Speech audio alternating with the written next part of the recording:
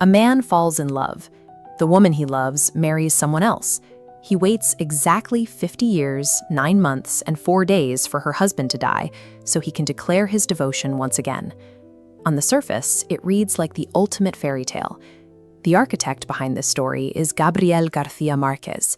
He is globally celebrated for popularizing magical realism, a literary style where highly fantastical elements are injected into an otherwise mundane, realistic environment, as if they were perfectly normal.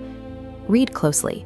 The traditional markers of romance, white camellias and sweet love letters, are spliced with imagery of vomiting, infected intestines, and yellow quarantine flags.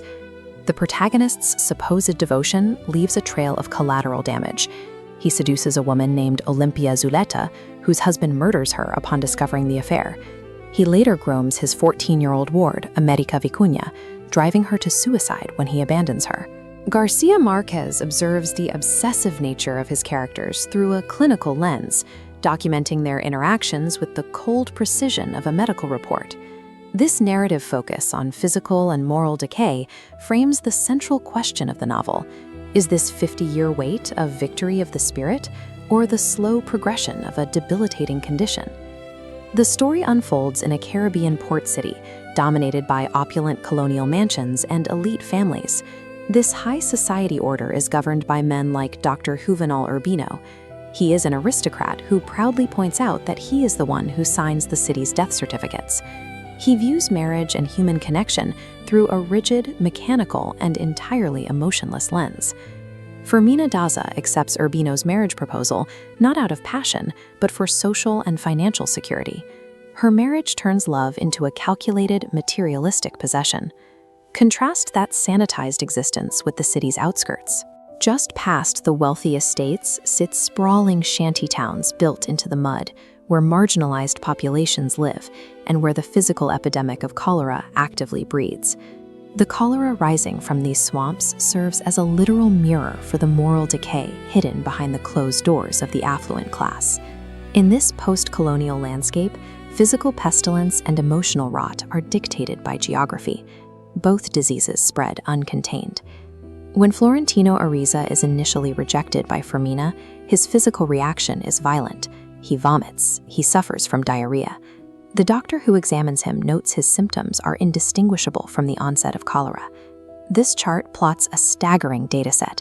Over his 50-year wait, his romantic obsession morphs into a carnal addiction, leading him to sleep with 622 different women in a vain attempt to cure his loneliness.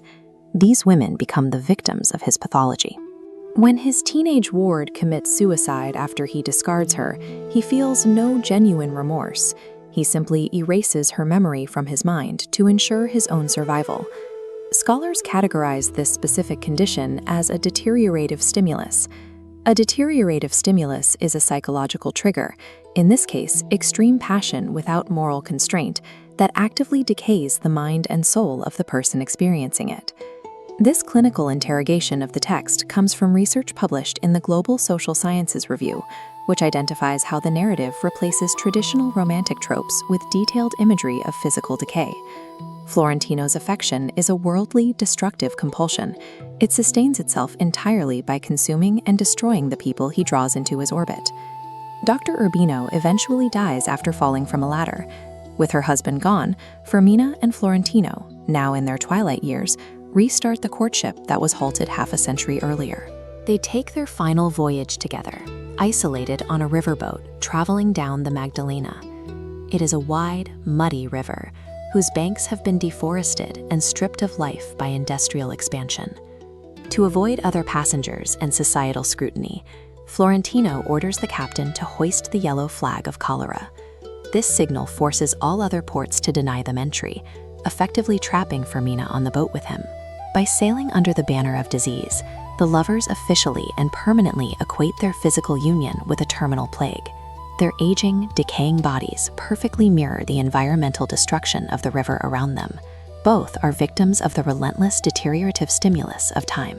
When Marquez accepted his Nobel Prize, he spoke at length about the profound solitude of Latin America. In his fiction, love operates the exact same way. It is messy, deeply destructive, and inextricably tied to human mortality. Love does not cure our isolation. It is simply the sickness that makes our terminal condition bearable.